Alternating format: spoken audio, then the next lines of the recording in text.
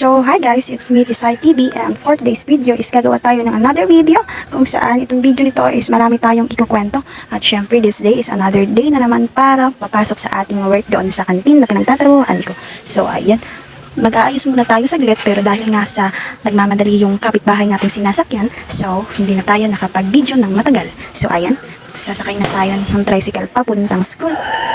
At as lagi kong sinasabi sa inyo na ang ganda po talaga ng view namin, hindi po ako magsasawang sasabihin na ang ganda ng paligid ng view dito sa General Santos City. So ayun, pwedeng pasyalan at maraming mga beach dito. At syempre, focus tayo doon sa nakakapag-video tayo na medyo mataas dito sa ating ayan na naman yung manok, palagi namang sumasali. So ayan, dito po is medyo mahaba talaga yung pag-video ko kasi hindi ko po alam dyan kung pagpunta ko ba doon sa aking work is makaka-video ba ako kasi to be honest po, bawal po doon ang cellphone, bawal po doon Diyos ko, excuse me nga po. So ayan, bawal po doon ang mag-cellphone lalo na pag may ginagawa kasi nga po is 5 to 9 PM ng umaga po is andun ako sa kusina. Ako po yung parang kanang kamay ng amo ko kasi siya lang din po yung nagluluto ng mga kahit yung mga carbonara, spaghetti, pa yung mga niluluto, yung bread roll, parang ako yung kanang kamay niya kung saan niya ako pinapapunta, pinapahiwa ng mga kahit mga lamas, yung mga yung mga binignit, biko, pa yung mga ginagawa niya doon. So ako po yung palaging inuutusan niya. So, hindi po ako pwedeng hahawak-hawak lang ng cellphone, kaya hindi ako masyado nakaka-video. But, ginawan ko po iyan ng paraan. So, ayan, let's watch together until the end this video. And, ayan. At, dahil nga, medyo madaldal na tayo, hindi ko na nasasabi kung saan na tayo. So, ayan. So, share ko lang po ulit sa inyo, sa hindi nakakaalam po is, dito sa bahay papuntang, excuse me, dito sa bahay papuntang school is sasakay kayo ng pang-tatlo. Dito sa bahay papuntang highway, isa. Doon sa highway papuntang highway ng school, dalawa. Doon sa highway ng school papuntang school, tatlo. Bali yung pamasahe ko po lahat is dito sa papuntang school is 15. Highway papuntang school is 30 pesos. Kasi pag may ID, minsan nagmamadali ako, naiiwan ko yung ID ko, kaya 40 yung nababayad ko, 40 pesos. Tapos lalo na pag hindi ako naka-uniform, hindi naman talaga ako na estudyante. So 40, ilan na lahat? 55, 10. Paano na naman doon, papuntang school na naman is 15. So 55 plus 15 is magkano ba? 55, 60, 70. 70 yung back and forth ko. Then, share ko lang po sa inyo, ang araw ko po is 150 pesos lang. Pero dahil nga is matipid tayo, nilalakad ko lang po yung palabas ng highway at saka highway papuntang school. Nilalakad ko po yan para makasave po ako ng 40 pesos, makasave po ako ng 30 pesos. So yung bali yung back and forth ko na lang po kasi naglalakad ako always is nasa 60 pag may ID. So kung walang ID po is 80 po yung back and forth ko. So, hiyang naman po ako dun sa aking pinagtatabuhan kasi maraming pagkain dun, lalo na pag na-assign ako sa hugasin. So, ayan, speaking of hugasin po is maghuhugas po ako dito. Ayan, sa karami-rami kong daldal. Hindi ko na nasasabi kung ano nang ginagawa ko dito sa video. Sure. So, ayan. Yung mga nakikita niyo po is, yan po yung mga kasama ko dyan. Bale, 3 kaming tendera, pero alis na yung isa next week kasi nga is over na, marami na kami. Gas ulit tayo ng maraming plato, mga malalaking kaldero. Hindi lang yan nakikita. Uy, excuse me ha, nagbo-voice over ako dito. Baka matinula ka ngayon. Char. So, ayan, ito yung sinasabi ko, nagagawan ko ng paraan na makakapag-video ako kahit kaunti man lang. So, dito sa paghuhugas is naka-video tayo. So, to be honest po is yan. Mahimik ka. So, ayan po is hindi nyo lang po masyadong nakita lahat pero ang dami po niyang hugasin na yan. Andyan pa yun sa ilalim yung mga malalaking kaldero, kawali, at marami pa po talaga. So ayan, naghuhugas tayo at nakikita naman dito sa video is hiyang naman po talaga ako sa trabaho ko kasi hindi siya masyadong di tulad nung nakaraan kong trabaho sobrang sobrang hirap at saka hindi ko po ma-control yung time management ko, like yung magre-review ka ng yung ng tanghali, ano ba yun? Ano bang tawag sa Tagalog ng kadlawon, umaga, parang yun, madaling araw yun.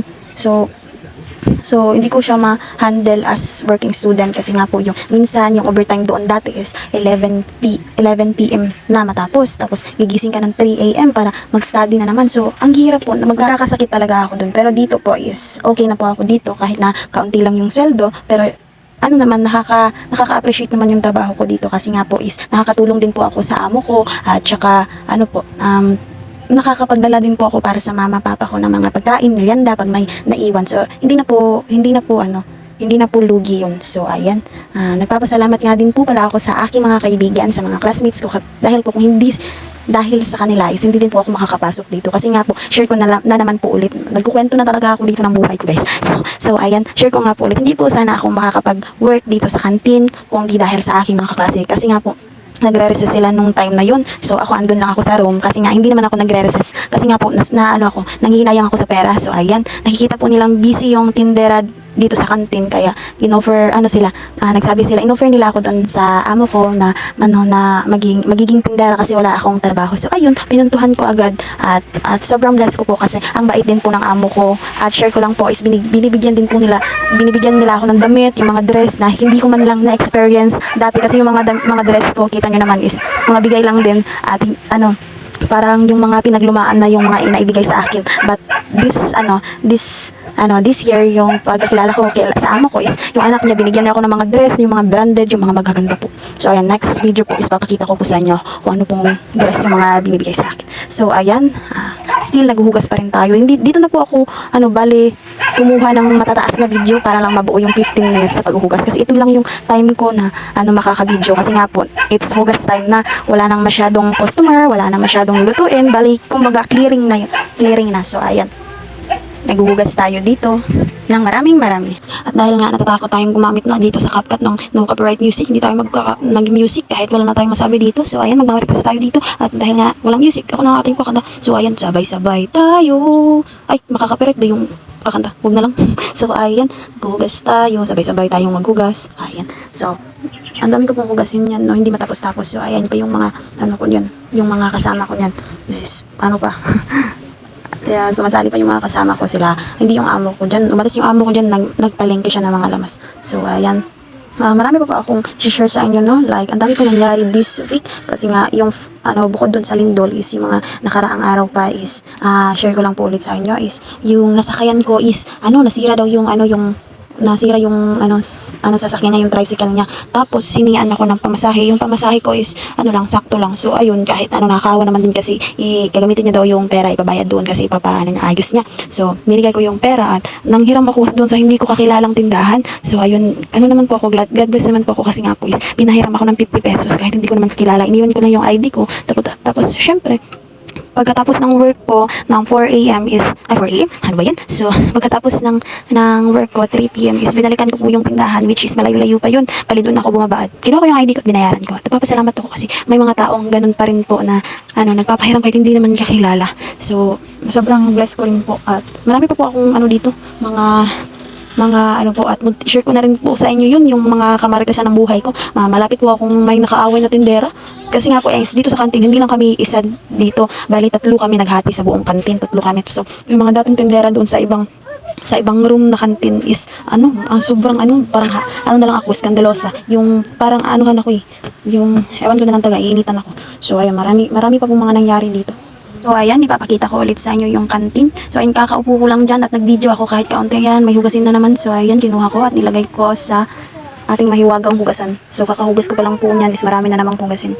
So hindi naman tayo magrereklamo dyan kasi yan yung ating trabaho talaga. So ayan, nandito tayo, nakakapag-video naman ulit tayo dito sa CR. So share ko lang po guys, no, is malayo-layo din po yung CR dito sa school galing kantin. So ayan, may pagkakataon ako dito na mag-video kahit konti. So ayan naman yung mga manok. Kasi nga po doon kanina is kakaupo ko lang is may mga na naman, may mga trabaho na naman. So ayun, ang time nito po is 2 PM. So ayan, nag-CR po ako dito at sobrang awkward po nito kasi nga po is nagmamadali ako nag-CR kasi baka may tao kukuha yung cellphone ko. So ayan, dahil nga po wala akong ibang ma-video is pati CR po is binidyohan ko na lang kasi nga po is hindi tayo makakapag-video dun sa ating tinatrabahuan kasi sobrang busy po. So ayan, natatawa pa ako dito kasi nga po may dumaan, mamadali ako, akala ko pa naman kukuha yung cellphone ko kasi di pala cellphone ko, cellphone ni ate. At syempre, dahil nga is wala tayong ibang ma-video, pati CR binidyo na. So ayan, hindi siya umabot ng 15 minutes lalo na kasi yung may mga disaster na naganap yung lindol dito. So ayan yung manok ang ingay. So ayan, binidyohan ko na lang po ulit dito sa aming bahay. At syempre, hindi naman mawawala dito sa ating lugar ang napakainit na destinasyon. Sobrang init po dito guys. Kasi nga po, nagre-research ako kung bakit daw sobrang init dito sa amin is dahil daw to sa mga kumpanya, yung mga fishing, yung mga fish pan, sila pala yung nagpapaalis ng mga yung mga kumbaga dagom. Sila nagpapaalis ng mga ulan, nililinti nila para hindi umulan kasi nga is nakakasira sa kanila. So ayun, kaya nga pala sobrang init dito sa amin at masyado hindi umuulan kasi doon sa mga kumpanyang pinatayo dito. So ayan, lahat ng tao apektado dahil sa init. So, sobrang kitang-kita naman na ang init ng ating tanawin. Sa sobrang init dito is walang masyadong lumalabas kasi nga po nakaka-dehydrate dito. So, ayun yung mga pananim natin. At syempre, ito yung pangmalakas ang bahay namin. Sako-sako lang, pero sulit yan. Ayan, hindi yan na ng lindol. Yan, sako-sako lang yan. At syempre, dahil dito sa mga maingay na hindi mawawala sa kahit anumang oras sa ating pag-voice over ang ating mga manok. So, ayan, ipapakita natin ang ating mga manok. Ayan sila, ang mga pinakamamahal ni Papa. So, ayan, mga mahalian ni Papa. So, ayan. Share ko lang din po guys, no, is, medyo natutrauma ako dun sa lindol na naganap. Kasi nga po, ito na, mag-share na po ako dun about sa lindol na hindi man lang po kami na, nakapag-online ng 2 araw ba yun, 1 araw. So, ayan. At syempre, magpapaganda po muna tayo dito kasi nga po, dito is walang kakulay-kulay yung mukha natin. Kakagising ko lang yan at ginawan ko agad talaga ng video. Kahit walang maibidyo, para lang po talaga mabuo yung 15 minutes. So, ayan, maglilitin po tayo dyan para naman kukulay ang ating buhay. Char, so, ayan. At dahil nga naman is, parang wala ako sa sarili at saka wala kaming pasok sa trabaho kasi nga po suspended yung mga, suspended yung mga klase dito. Lahat kasi doon sa lindol kasi maraming mga student na, na trauma, yung mga nahulugan ng mga kahit ano. So, buti naman ako is okay lang, pero hindi talaga totally okay. So, ayan, parang tanga, kakatapos ang mag-lip tint, nakita yung mukha na parang ang haggard, nahilamos ulit. So, ayan. Maghihilamos si tanga. Char. So, ayan. Gaya nga, kasi parang feeling ko po talaga is, walang kakulay-kulay yung buhay ko kahit nag-lip tint po ako is, parang kulang pa rin po yun ng hilamos. So, ayan. Sobrang boring ko po dito sa bahay kasi nga po is walang work, walang pera. So, ayan. Yan yung mga ginawa ko na lang para talaga mabuo yung 15 minutes na video. So, ayan. Bilib din po ako dito sa, sa lip tint na gamit ko. Smart ang brand niya. Kasi, kumbaga bagay siya sa akin. Nakakapagkulay talaga siya ng aking, nakakapagkulay talaga siya ng aking, ng maputlang labi. So, sobrang putla po nito talaga. Talaga ako dito sa buhok ko kasi sobrang buhaghag po. Since naputulan po siya kasi sobrang haba nito. Sobrang, ang pangit na po buhaghag. Nawawalan po ako ng gana. So, ayan po, gusto ko po talaga magpariban pero no budget pa po tayo kasi nga po marami tayong bayarin sa school at hindi makakapag-exam kung walang pera. At so, ito na nga po, share ko na nga po pala yung aking kwento doon sa lindol. So, yung time po nun is mga 4 something ganun, pauwi na po ako galing dun sa pinagtatrabahuan ko. So, ayun, syempre, sumakay ako nun kasi umuulan yun. Sumakay ako galing sa school kayo na bala tumingin dyan sa mukha ko. So, ayan, sumakay ako doon sa school papuntang highway. So, doon po, sumakay po ako doon, tapos pagkababa ako, naglalakad ako noon kasi gusto ko bumili ng saging pang pasalubong kay Mama Papa. Doon, biglang talaga yung lindol doon at nashock po talaga ako, natutulala po ako kasi nga po is doon sa harapan ko may natumba 2 motor at may sakay pang isang nanay doon sa motor. At sobrang naawa po talaga ako doon sa mga matatanda kasi ang lakas ng mga iyak nila. At alam niyo po ba na yung mga grocery dito, small grocery, yung mga mall is talaga siya, panglaking talaga lugi nila at saka yung mga kuryente, hindi talaga nagkakakuryente dito mga ilang araw kasi nga po dun sa lindol na iapektuhan yung mga poste ng kuryente pala. So, pasensya na kayo sa Bisaya. So, ayan yung share ko guys. Talaga. At isa pa ito, yung pinakadelikado sa lahat kasi nga po is malapit kami dito sa dagat. So, ayun. Yung mga taga dito sa amin is yung iba pumunta na doon sa mga malalayong bundok, yung hindi na pupuntahan ng dagat. Kasi nga po is yung mga kumpanya or yung mga nagtatrabaho doon sa malapit sa dagat is nabidyohan po talaga nila na yung tubig ng dagat is balik kumbaga ng hubas. Yung yung tubig parang mag-tsunami, kumbaga ganun yung sinasabi nila. At saka syempre, hindi naman natin sila masisi na ganun yung naging reaction nila kasi nga po para iwas po sa disgrasya. So, yun po yung maraming nagsisibakwitan kasi nga po ang taas na ng tubig ng dagat at baka magkakakos ng tsunami po. So, ayun. Yun lang po yung share ko about doon sa lindol at yan lang po for today. And God bless naman po kami talaga is okay lang po kami at talaga, hindi po talaga kami pinabayaan ni Lord God. So, ayan, nagpapasalamat po talaga ako dahil safe lang po kami. So, ayan lang po for today's video kahit na walang kwenta tong video na to, lalo na dito, parang walang ginawa lang talaga para mabuo lang yung 15 minutes. So, pasensya lang po talaga kayo. So, ayan. Hanggang dito na lang po tayo guys and don't forget to like, share, subscribe our YouTube channel and click the notification bell para updated kayo sa anumang video ko, YouTube channel, Tisay TV, and that's all. Don't forget to pray And, ay, naku, ewan ko ba dito sa akin. Kasi parang nababaliw naman ata. So, ayan. Wala talaga akong ibang may video. Yan lang po. So, at parang tanga po talaga tayo dito. Kasi nga is, ganun lang po talaga yung ko may dudugtong ko para mabuo yung 15 minutes. So, ayan. Nagpapans pala po ako niyan. Bagong discover ko po. So, ayan. Nagpapans po ako yan. Maganda naman po siya. Parang sun protection lang po yan. So, ayan. Para tayong baliw dito. So, ayan. Pwede na panakot ng bata. So, ayan. Baliw talaga ang pek. Video. Napapakute pa talaga. So, ayan na po for today's video. Don't forget to like, share, subscribe our YouTube channel para updated ka sa mga video ko. And, yan lang po. Bye-bye and God bless. Mwah. Bye-bye. Ang laking mukha.